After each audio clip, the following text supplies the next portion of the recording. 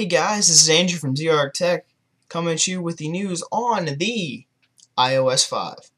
Now, Apple has lately been coming out with all kinds of things. It's getting hard to kind of keep up to date with how quick Apple's been just dumping stuff out there.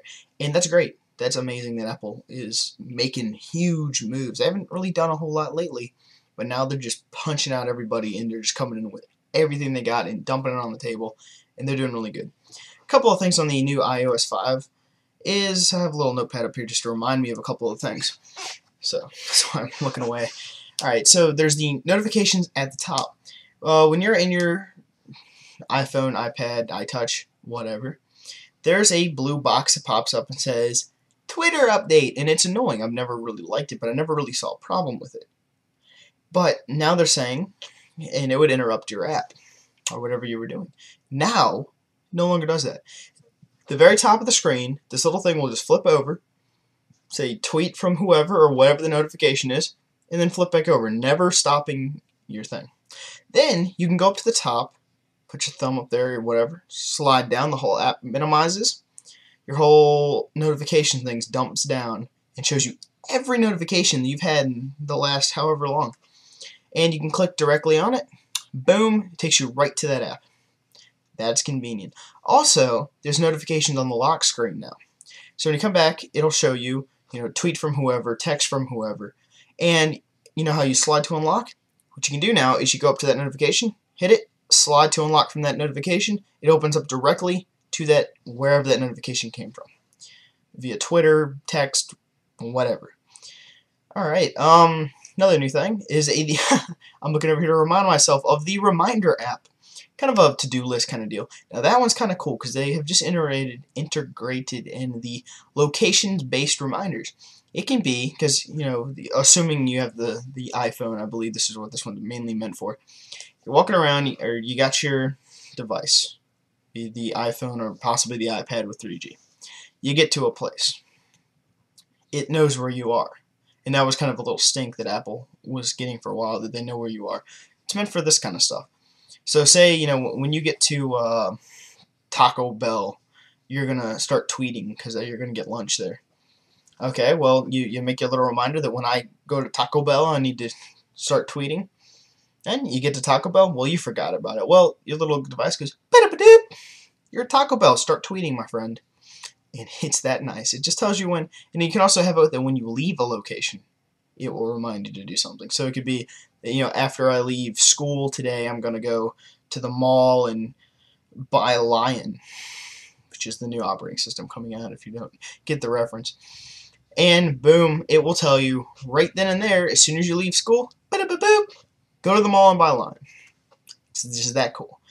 Also, a couple other really neat things is Apple has integrated Twitter into the iOS. That's cool. You can tweet from a variety of different things that are built into Apple. You can tweet from your photos, from a variety of things. Now, I'm not sure I can cover all of them. But a lot of the integrated in Apple stuff, Apple releases, you can actually tweet from that stuff, which is pretty cool.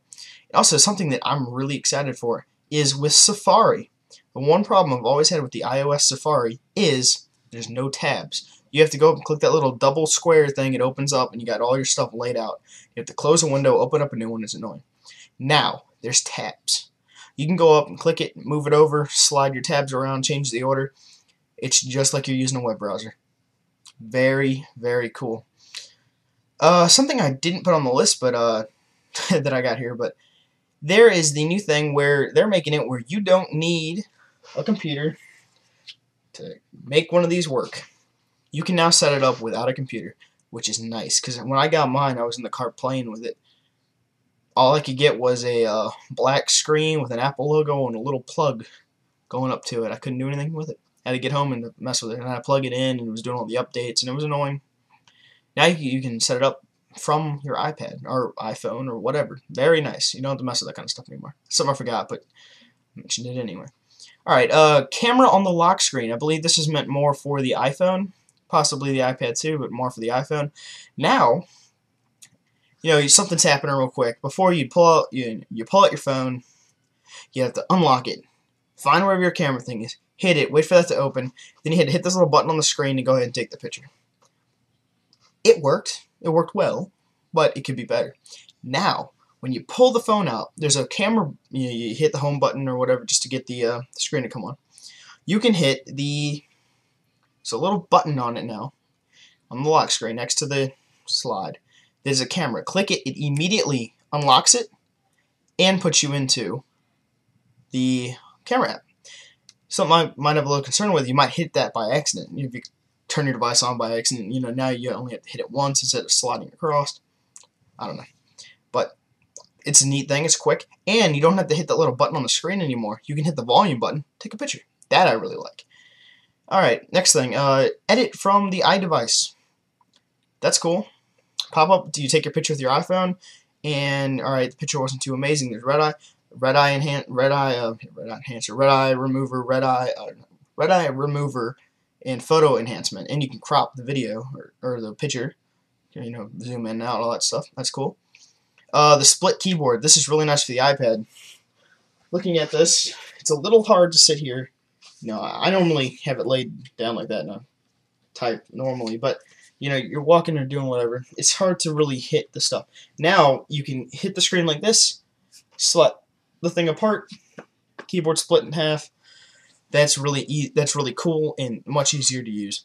Boom, just like a cell phone. All right, AirPlay with no cable. Now this is only for the iPad 2 as far as I know. That's something I wanted to get was a cable, and now this is an iPad 1, so I can't get the iOS 5 on here. That's why I'm just telling you about it. I haven't got to use it yet, but these are the features. There's a cable you can get for an HDMI thing that links your iPad to your TV. It's really cool, but now, from the iPad 2, you can Airstream, assuming you have an Apple TV, you can Airstream from your iPad to your TV exactly what you're doing in real time. You flip it sideways, the whole screen on the TV flips sideways. Really cool. No matter whatever you're doing, you have dual monitors basically, but it's shared monitors. I like it. And also, there's an update to the Game Center. That's something that I don't really use too much, but you can buy games from it now. It keeps track of some stuff better. It's something I never really used, but that is definitely there. Well, this has been Andrew from xearktech. This has definitely been a much longer video than what I normally do, but there's a lot of information I'm trying to get at you in a single video. So, happy day, night, and brunch, and I will see you guys on the next installment. Remember to subscribe and tell all your friends about how amazing this channel is, how informative, how much information you just learned today. Happy day, night, and brunch. See you guys on the next time.